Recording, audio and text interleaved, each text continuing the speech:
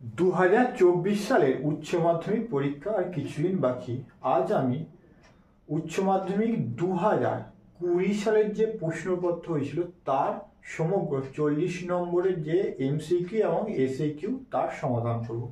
তাহলে প্রথমে এক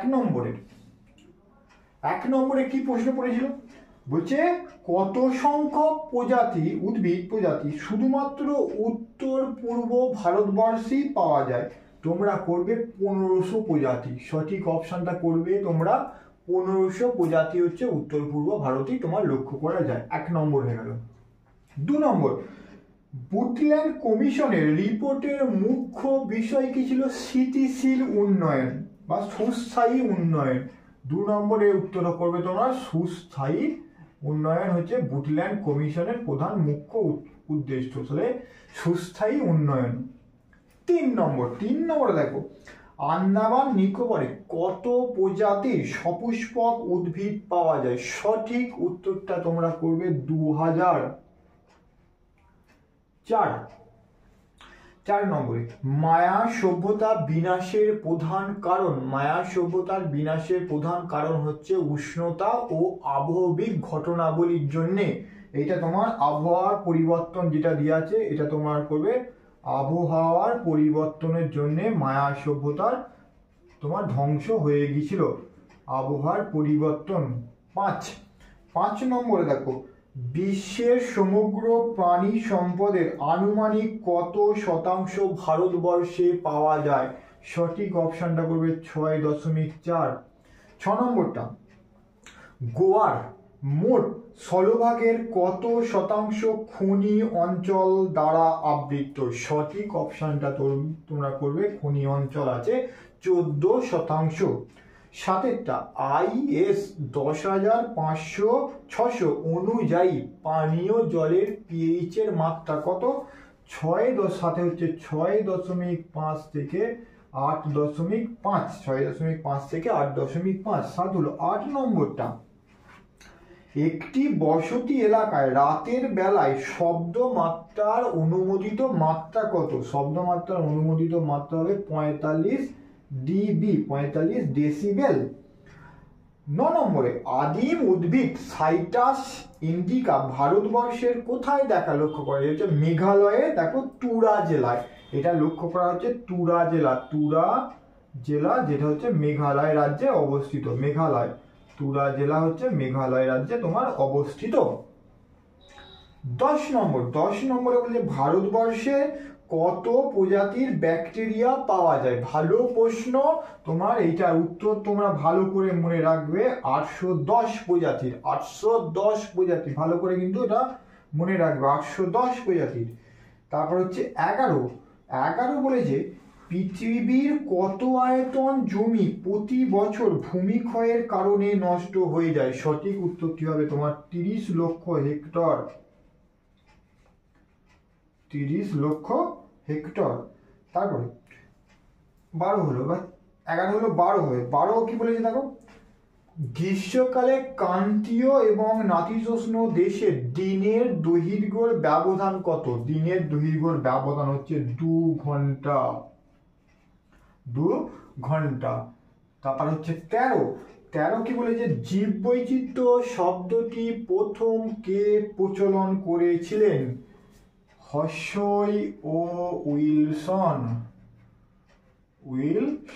প্রথম জীববৈচিত্র্য টার্মটি তিনি প্রচলন করেছিলেন।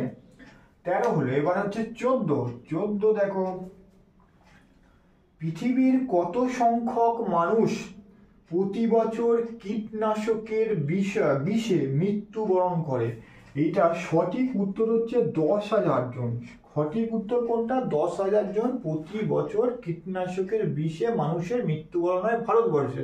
কিন্তু এখানে 4টে অপশন, 20,000, 40,000, 60,000, এদের কোনোটি নেই। তাহলে এখানে 10,000 যেহেতু নেই, 10,000, তাহলে এদের অপশনটা হবে তোমার এদের কোনোটি নয়। এদের কোনোটি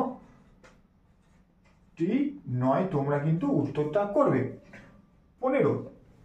15 কি বলেছে, প্রথম মানব পরিবেশ সংক্রান্ত সম্মেলন কত খ্রিস্টাব্দে স্টকহোমে অনুষ্ঠিত হয়েছিল? স্টকহোমে অনুষ্ঠিত হয়েছিল 1972 সালে। ষোলো নম্বর বলেছে জীবের শ্রেণীবিন্যাসের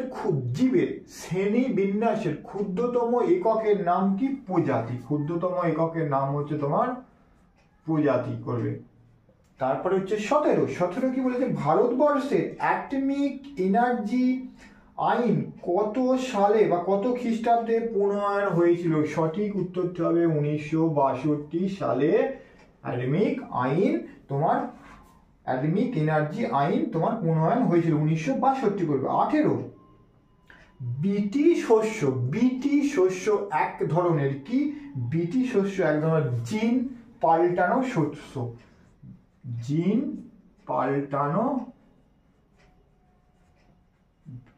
পাল্টানো শস্য, ঠিক আছে। তারপরে হচ্ছে তোমার 19 কি বলেছে দেখো ভারতবর্ষে বিপন্ন প্রজাতির উদ্ভিদের মোট সংখ্যা বর্তমানে কটা? বর্তমানে হচ্ছে 1336টি। বর্তমানে সংখ্যা হচ্ছে 1336টি, মনে রাখবে কিন্তু। তারপরে ভারতীয় বন আইন কত খ্রিস্টাব্দে প্রণয়ন হয়েছিল? ভারতীয় বন আইন করবে 1927 খ্রিস্টাব্দে প্রণয়ন হয়েছিল। 1927 খ্রিস্টাব্দে। 21 নাতিশীতোষ্ণ বনাঞ্চলে আনুমানিক কত শতাংশ পুষ্টি মাটির ওপরে সঞ্চিত হয়? এটা ভালো প্রশ্ন, এটা সঠিক উত্তরটা মনে রাখবে 3% মাটির উপরে সঞ্চিত হয়। 3% মনে রাখবে ভালো করে, এটা 3% স্টার মার্কস এটা। তারপর হচ্ছে 22 বলেছে কোন দেশ কনভেনশন অন বায়োডাইভার্সিটি অনুষ্ঠিত হবে? মানে কোন দেশে কনভেনশন অন বায়োডাইভার্সিটি 1992 সালে ব্রাজিলে অনুষ্ঠিত, রিও ডি জেনেরিও শহরে। ব্রাজিল, সেই দেশটার নাম হচ্ছে তোমার ব্রাজিল। তারপরে তোমার 23 বলছে মাটির অম্লত্ব বৃদ্ধির মূল কারণ। মাটির অম্লত্ব বৃদ্ধির মূল কারণ হচ্ছে অধিক পরিমাণে রাসায়নিক সারের ব্যবহার। অধিক রাসায়নিক সারের ব্যবহার। তারপর হচ্ছে সর্বশেষ হচ্ছে 24 কে দেখো 1974 খ্রিস্টাব্দে সমীক্ষা অনুযায়ী উত্তর নাইজেরিয়ার আনুমানিক কত শতাংশ শস্য ক্ষেতে মিশ্র কৃষি প্রচলিত ছিল? এটা সঠিক উত্তরটা করবে 80%। 80%-র অধিক। এটা ভালো করে মনে রাখবে, এটা 80% হবে তোমার সঠিক উত্তর। 2020 সালের উচ্চ মাধ্যমিক পরীক্ষার SAQ 16খানা দেওয়া আছে, সেগুলো থেকে আমি আলোচনা করছি। তাহলে প্রথমে বিরল প্রজাতির প্রাণী কাকে বলে? তাহলে কি বলবে? যে প্রজাতি অত্যন্ত কম সংখ্যা বিশিষ্ট এবং বিপন্ন বা বিপদগ্রস্ত না হলো বিলুপ্তির আশঙ্কাযুক্ত তাদের বিরল প্রজাতি বলে। আর একটা উদাহরণ দিয়ে দেবে, যেমন হিমালয়ের ঘড়িয়াল। 2 নম্বর দেখো শিরীষ গাছের বৈজ্ঞানিক নাম কি? তাহলে লিখতে হবে অ্যালবিজিয়া, অজফলাকার ল, বয়সই বর্গীজয়সে অন্তঃসহায়িকা পশেরা, পৈরফোলা দন্তসহায়িকা রয়েকা। 3 নম্বর ভারতবর্ষে প্রবাল প্রাচীর দেখা যায় কোথায়? তোমরা উত্তর লিখবে লাক্ষাদ্বীপ। 4 মহাজীববৈচিত্র্যময় দেশ কাকে বলে? দেখো পৃথিবীতে যেসব দেশের উদ্ভিদ ও প্রাণীর বৈচিত্র্য অত্যন্ত সমৃদ্ধ তাকে মহাজীববৈচিত্র্যের দেশ বলে। যেমন করে দেবে একটা, যেমন দিয়ে ভারতবর্ষ করে দেবে, ভারত যেমন। তারপরে CITES এর সম্পূর্ণ অর্থ সম্পূর্ণ লিখবে কনভেনশন, বানানটা দেখো CONVENTION on international trade TRADE in endanger ENDANGERED পেসিস SPECIES। 6টা ভারতবর্ষে হস্তি প্রকল্প চালু হয়েছিল কত সালে? তোমরা লিখবে 1992 ফেব্রুয়ারি মাসে চালু হয়েছিল। 7 জীববৈচিত্র্যের গুরুত্বপূর্ণ স্থান বলতে কি বোঝো? তাহলে যে সকল প্রাকৃতিক বাসস্থানে উচ্চ প্রজাতির প্রাচুর্যযুক্ত অধিকাংশ প্রজাতি সংকটাপন্ন প্রজাতি এবং সেখানে প্রতিনিয়ত অতি বিশেষণের সম্ভাবনা রয়েছে, সেই ধরনের অঞ্চলকে জীববৈচিত্র্যের হটস্পট বলে। উদাহরণ কি? উদাহরণ দিয়ে দেবে পশ্চিমঘাট পর্বত। পশ্চিমঘাট পর্বত একটা হটস্পটের উদাহরণ। তারপর 8, জৈব সঞ্চয়ন কাকে বলে? নানা রকম রাসায়নিক পদার্থ বিভিন্ন জৈবিক প্রয়োজনে জীবদেহে কেন্দ্রীভূত বা একত্রিত হয়। এই ঘটনাকে জীব পুঞ্জীভবন বা জৈব সঞ্চয়ন বলে। 9টা, টাঙ্গিয়া কাকে বলে? টাঙ্গিয়া দেখো, 19বিংশ শতাব্দীর শেষ ভাগে ইংরেজরা এক বনসৃজন পদ্ধতির প্রবর্তন করে থাকে, তাকে বলা হয় টাঙ্গিয়া। এই ব্যবস্থার মাধ্যমে চারা রোপণের পাশাপাশি সামান্য কৃষিকাজ করা হয়। তারপরে ঝুম চাষ কাকে বলে? পার্বত্য ও মালভূমি অঞ্চলের অনুন্নত জনজাতিরা যখন বনভূমি পুড়িয়ে পর্যায়ক্রমিক কৃষি ক্ষেত্র পরিবর্তন করে চাষাবাদ করে, যাদের বলা হবে ঝুম চাষ। 11টা, সৌর মূলধন বলতে কি বোঝো? দেখো, সৌরশক্তিকে কাজে লাগিয়ে পৃথিবীতে সারা বছর ব্যাপক বিদ্যুৎ উৎপাদন হয় ও প্রচুর অর্থের উপার্জন সম্ভব হয়, তাকে সৌর মূলধন বলে। 12টা, বিশ্ব ঐতিহ্যময় স্থান কাকে বলা হয়? পৃথিবীতে মানুষের সৃষ্টি স্মৃতিসৌধ, মন্দির, মসজিদ, বাঁধ সহ বিভিন্ন যেসব জিনিসের সামাজিক ও সাংস্কৃতিক মূল্য অপরিসীম, তাকে বিশ্ব ঐতিহ্যময় স্থান বলে। 13টা, জীবাশ্ম জ্বালানির যুগ কাকে বলে? শিল্প বিপ্লবের পরবর্তীকালে সারা পৃথিবী জুড়ে কয়লা, খনিজ তেল, প্রাকৃতিক গ্যাসের ব্যবহার বৃদ্ধি পেয়েছে, তাই এই সময় কি বলা হবে? জীবাশ্ম জ্বালানির যুগ। তারপরটা, সুস্থায়ী অর্থনীতি কাকে বলে? দেখো, যে ধরনের অর্থনৈতিক নীতি গ্রহণ করলে জনগণের কল্যাণ হয়, জীবনযাপনের মান উন্নয়ন ঘটে, পরিবেশের ক্ষয় কম হয়, তাকে সুস্থায়ী অর্থনীতি বলে। রাইবোজিয়াম কাকে বলে?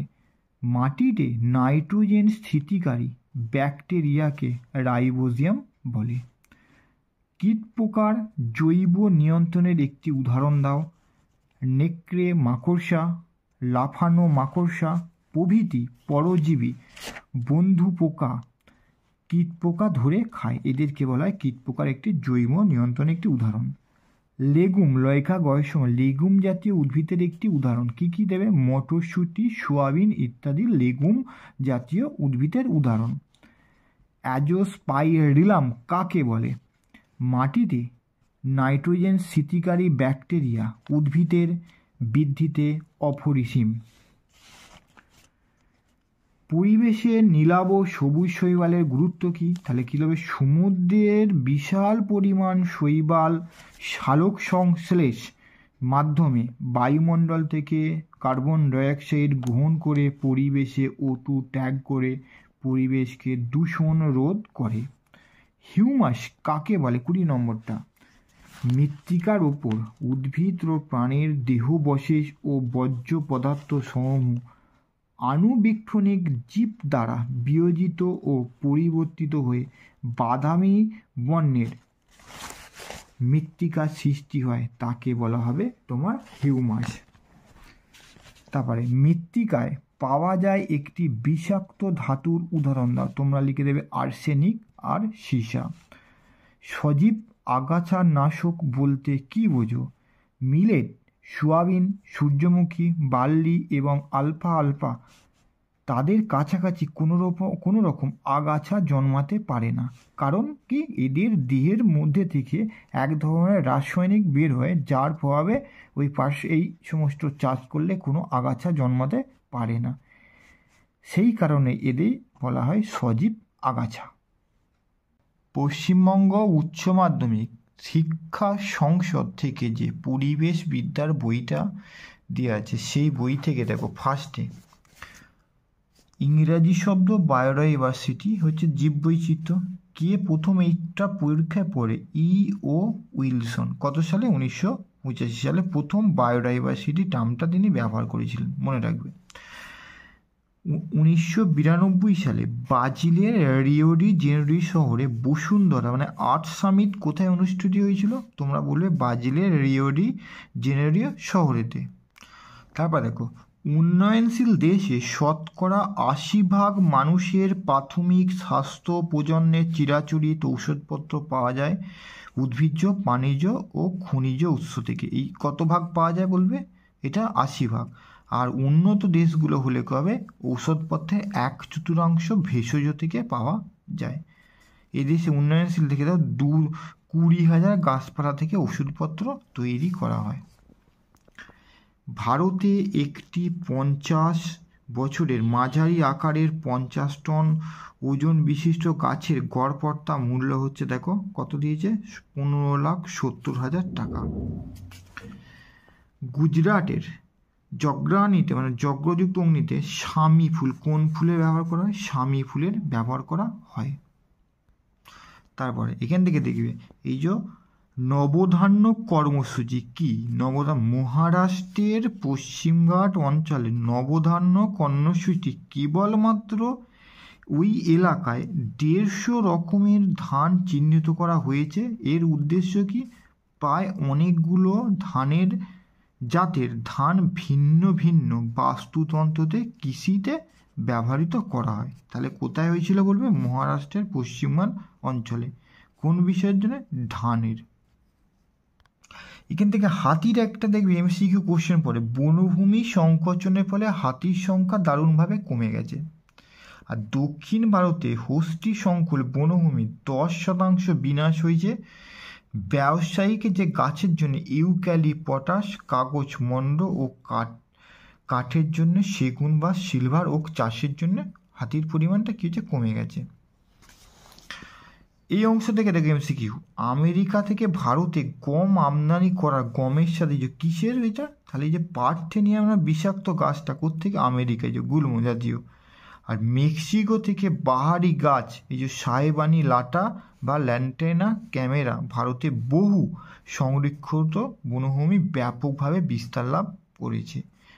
আর এখানে দেখো একটা ইউক্যালিপটাস জাতীয় দ্বারা বনসৃজন। তাহলে বনসৃজনে কোন গাছ ব্যবহার করা হয়েছে? তোমরা লিখবে ইউক্যালিপটাস। আরেকটা এমসিকিউ, ইয়াম নামক প্রজাতির গাছ উত্তর পূর্বাঞ্চলে পাওয়া যায়। জনন নিরোধক বড়ি তৈরির কাছে ইয়াম গাছটির এই যে ব্যবহার করা হয়। কি জন্য? জনন নিরোধক বড়ি তৈরির কাজে ইয়াম ব্যবহার করা হয়। এখান থেকে ভালো করে তোমরা দেখবে এমসিকিউ পড়ে, বলছে ভূপৃষ্ঠের 2% এলাকায় পৃথিবীর 5% জীববৈচিত্র্য ভারতে পাওয়া যায়। 2% এলাকায় কত পাচ্ছে জীববৈচিত্র্য? 5%। এবারে দেখো এই ছকটা সঙ্গে সঙ্গে তোমরা দেখতে হবে। ছকটাতে স্তন্যপায়ী প্রাণীগোষ্ঠী, দেখো স্তন্যপায়ী বিশ্বে ভারতের স্থান কত? 8ম। পাখির হচ্ছে 8ম।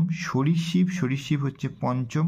উভচর হচ্ছে 15, আর আবৃত বীজের উদ্ভিদের স্থান হচ্ছে 15 থেকে তোমার 20। মেঘালয় রাজ্যের তুরা জেলায় লেবু জাতীয় আদিমতম অনুজ কাইটাস ইন্ডিকা। বিশ্বের দেখো মোট প্রাণী সম্পদের 6.4 আছে ভারতে। ভালো করে তাহলে প্রাণী সম্পদের, আর ভারতের মোট প্রাণী প্রজাতির সংখ্যা 81,000। 81,000-এর মধ্যে দেখো 57,000 কীটপতঙ্গ, 2,564টি মাছ, 204টি উভচর, 428টি সরীসৃপ, 1,228টি পাখি আর 372টি স্তন্যপায়ী। এছাড়াও 20,000 অমেরুদণ্ডীর কথা জানা গেছে। IUCN এর full form international union for conservation of nature and natural resources. তারপর এখানে জৈব মণ্ডল দেখো নীলগিরিটা হচ্ছে কর্ণাটক, তামিলনাড়ু, কেরালা রাজ্যে। নন্দাদ্বীপ হচ্ছে উত্তরাঞ্চল। বাকিগুলো তোমরা একবার চোখ বুলিয়ে নেবে। তারপরে আইন দুটো দেখে নেবে। বন্যপ্রাণ সংরক্ষণ আইন হচ্ছে 1972, আর জৈব বৈচিত্র্য আইন হচ্ছে 2002, আর বন সংরক্ষণ আইন হচ্ছে 1980। অসমের কাজিরাঙা, রাজস্থানের ভরতপুর, উত্তরা অঞ্চলের নন্দাদেবী, পশ্চিমবঙ্গের গাঙ্গেয় বদ্বীপ অঞ্চলের সুন্দরবন বিশ্ব ঐতিহ্যময় ওয়ার্ল্ড হেরিটেজ সাইটের তকমা পেয়েছে 1987 সালে। আর বাজিল উপর 1992 সালে বাজিলে অনুষ্ঠিত রিও জেনারেল অন্যতম সদস্য আমাদের ভারতবর্ষ। আরও একটা ফুল ফর্ম পরে দেখো, NCEPর full form national committee on environmental protection. তারপর বন্যপ্রাণী সুরক্ষা আইন কত সালে? 1972 পরে সংশোধিত হয়েছে এগুলো। জল দূষণ ও নিয়ন্ত্রণ আইন 1974 সালে, বন সংরক্ষণ আইন 1980 সালে, বায়ু দূষণ ও নিয়ন্ত্রণ আইন 1981 সালে, পরিবেশ রক্ষা আইন হচ্ছে 1986 সালে। পরীক্ষা এটা অনেকবার পড়েছে। ভারতীয় বয়লার আইন কত সালে? 1923 সালে। 1984 সালে ভোপাল, মধ্যপ্রদেশের ভোপালে গ্যাস দুর্ঘটনা হয়েছিল ভোপালে। 1992 সালে রিও ডি জেনেরো বসুন্ধরা সম্মেলন আমরা অনেকবার পেলাম। তারপরে তোমার এই ছক থেকে অনেকবার বলছি, পিএইচ দেখো, পানীয় জলে পিএইচের মান কত থাকে? 6.5 থেকে 8.5, ঠিক আছে। আর কাঠিন্য যে 300 মিলিগ্রাম অবলিক লিটার। ক্লোরাইড লবণের পরিমাণ দেখো 250 মিলিগ্রাম লিটার। আর্সেনিকের হচ্ছে, আর্সেনিকটা পরীক্ষায় পড়ে 0.05 মিলিগ্রাম অবলিক লিটার। এবারে এইখান থেকে আরেকটা এমসিকিউ ভালো করে পড়ে, সালফার ডাইঅক্সাইড, নাইট্রোজেন অক্সাইড, প্লমিত ধূলিকণা, শ্বসনবায়ুতে ধূলিকণা, কার্বন মনোক্সাইড, এটা হচ্ছে শিল্প অঞ্চলের, হ্যাঁ, আর এটা বসতি এলাকায়। তাহলে সালফার ডাইঅক্সাইড শিল্প অঞ্চলের দর কত থাকবে? 80 মাইক্রোগ্রাম ঘনমিটার, আর বসতি এলাকা হচ্ছে 60। নাইট্রোজেন অক্সাইড দেখো 80, আর বসতি এলাকায় 60। ধূলিকণার পরিমাণ 360, আর বসতি এলাকায় 140। শিল্প অঞ্চলে হচ্ছে শ্বসনবায়ুতে ধূলিকণা 120 মাইক্রোগ্রাম, আর বসতি এলাকায় 60 মাইক্রোগ্রাম। আর কার্বন মনোঅক্সাইড শিল্প অঞ্চলে 5 মাইক্রোগ্রাম, আর বসতি এলাকা হচ্ছে 2 মাইক্রোগ্রাম অবলিক ঘনমিটার। এই ছকটা তোমরা ভালো করে দেখবে, এখান থেকে একটা কিন্তু এমসিকিউ তোমরা পরীক্ষায় পড়ে। দেখো, শব্দের যে মান ডেসিবেল এককে প্রকাশ করা শিল্প অঞ্চলে দেখো প্রথমে দিনের বেলায় কত? 75, রাতের বেলা হচ্ছে 70। বাণিজ্যিক অঞ্চলে দেখো দিনের বেলা হচ্ছে 65, আর রাতের বেলা হচ্ছে 55। আর বসতি এলাকায় পরীক্ষা পড়ে কত? দিনের বেলায় 55, আর রাত্রিবেলা হচ্ছে 45। আর শান্ত এলাকায় দুটো দেখো 50 আর 40। এবার এখান থেকে দেখো, ফরেস্ট সার্ভে অফ FSI এর ফুল ফর্ম পড়ে ফরেস্ট সার্ভে অফ ইন্ডিয়া কত সালে? 1981 সালে 1 জুন গড়ে তোলা হয়। বিআরের ফুল ফর্ম হচ্ছে বায়োস্ফিয়ার রিজার্ভ। আর এখান থেকে দেখে নেবে NAEB national afforestation and eco development board. তাহলে JFM জয়েন্ট ফরেস্ট ম্যানেজমেন্ট। এই দুটোর মধ্যে কিন্তু একটা পরীক্ষা কিন্তু পরে দেখবে, সৌর মূলধন আমাদের অস্তিত্ব, জীবনযাত্রা ও অর্থনীতি সম্পূর্ণভাবে সূর্য ও পৃথিবীর ওপর নির্ভরশীল। আমরা সূর্য শক্তিকে বলা হয় সৌর মূলধন। আর এইটা ভালো করে পরীক্ষা দেবে, অনেকবার পড়েছে। তাহলে পৃথিবী গ্রহের বায়ু, জল, উর্বর মাটি, বনাঞ্চল, তৃণভূমি, জলাভূমি, সমুদ্র, নদী, জলাশয়, বন্যপ্রাণী, খনিজ পদার্থ এবং প্রাকৃতিক শোধনক্রিয়া এবং পুনর্ব্যবহার প্রক্রিয়াকে বলা হবে পার্থিব মূলধন। এইটা ভালো করে তোমরা এখান থেকে দেখবে, পরীক্ষা কিন্তু পড়ে। পরীক্ষার একটা কোশ্চেন পড়লে জল সভ্যতা হিসেবে উদাহরণ তুমি দেখো, এখানে অনেকগুলো দিয়েছে। মিশরীয় নীল নদের ধারে মিশরীয় সভ্যতা, সিন্ধু নদের উপত্যকায় সিন্ধু সভ্যতা, এগুলো হচ্ছে সব জল সভ্যতা। 4th শতাব্দীতে আফ্রিকার মালি সভ্যতার পতনের কারণ ছিল, এটা পরীক্ষা পড়ে, মালি সভ্যতার পতনের কারণ ছিল কি? গুরুতর আবহাওয়া পরিবর্তনজনিত বিপর্যয়। 3টে থেকে ভালো করে একটা এমসিকিউ পরীক্ষা দেখে নেবে।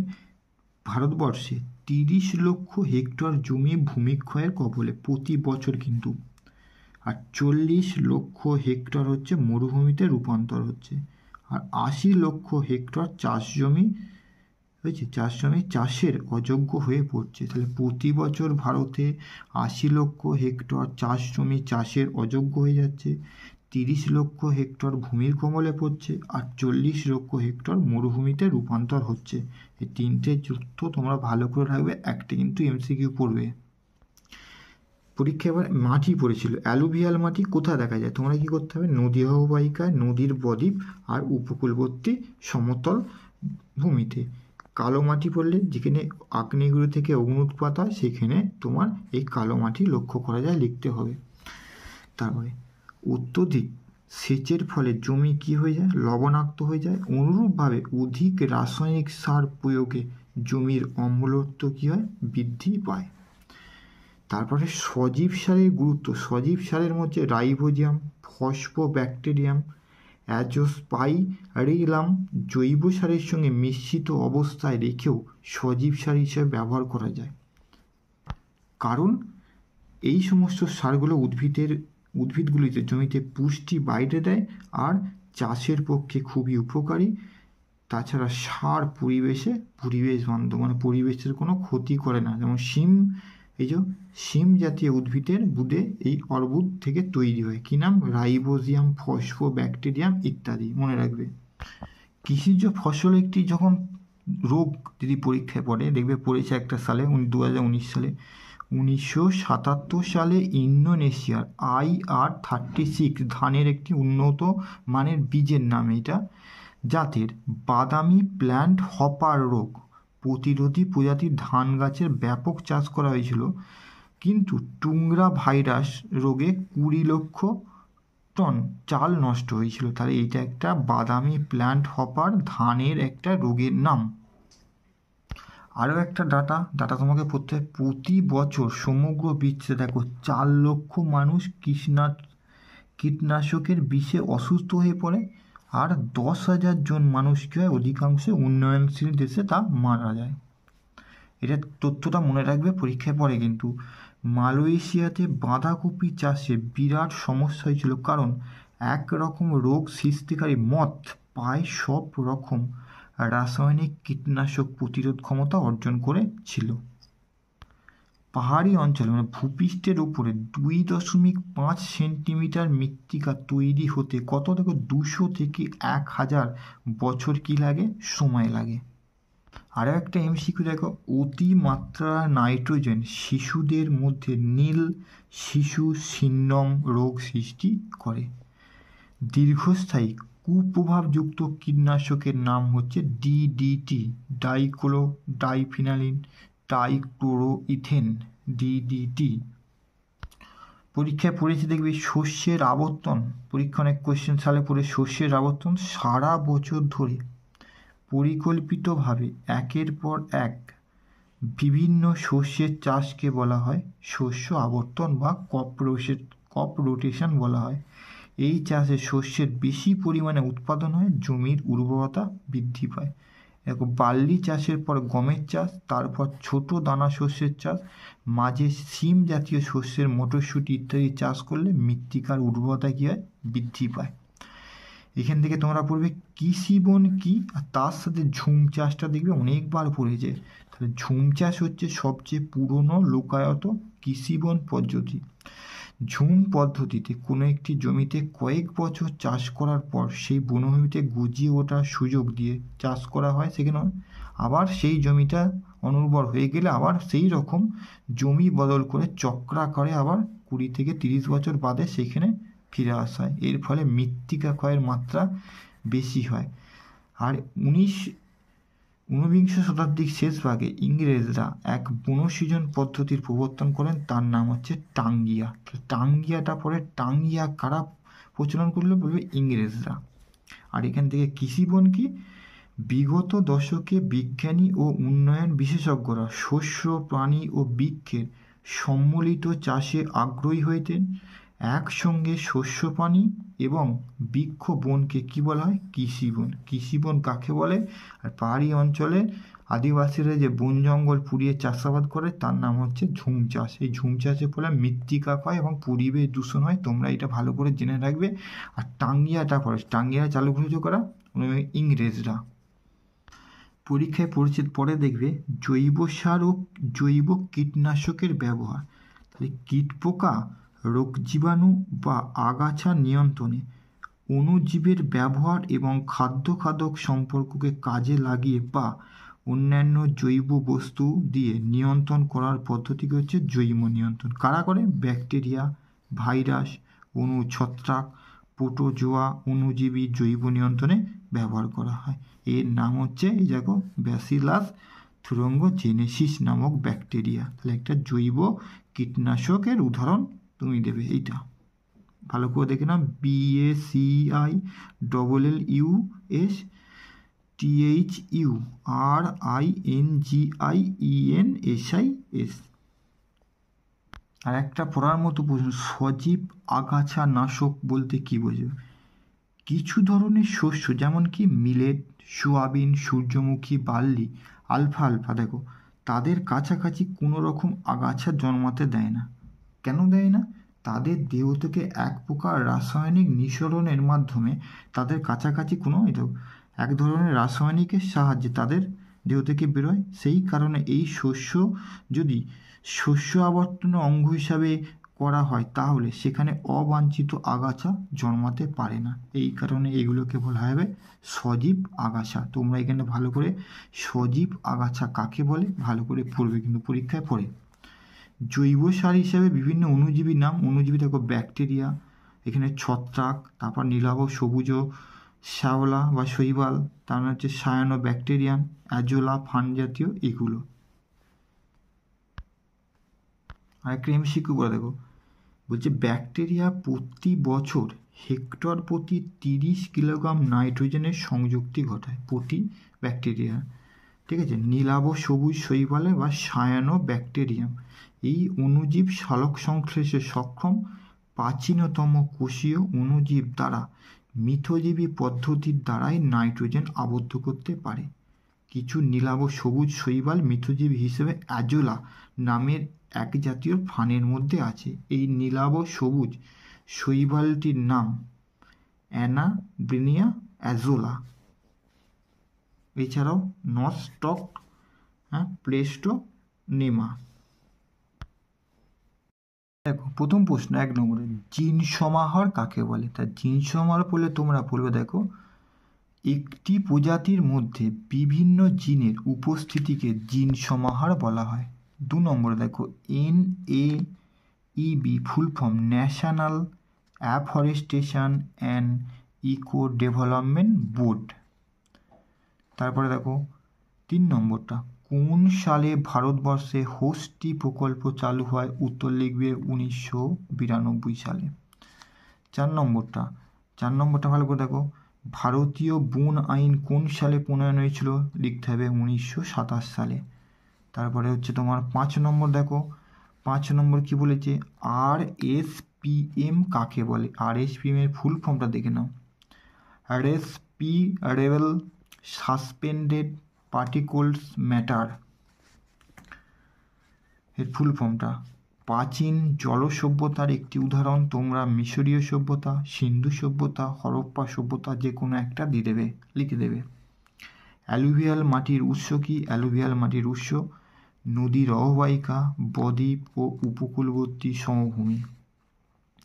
উদ্ভিদের একটি প্রধান রোগের নাম বলে, একটি প্রধান রোগ উদ্ভিদের, দেখো আলুর ধসা, গমের রাস্ট, বাদামি প্লান্ট হপার রোগ যেটা ধান গাছে লক্ষ্য করা যায়।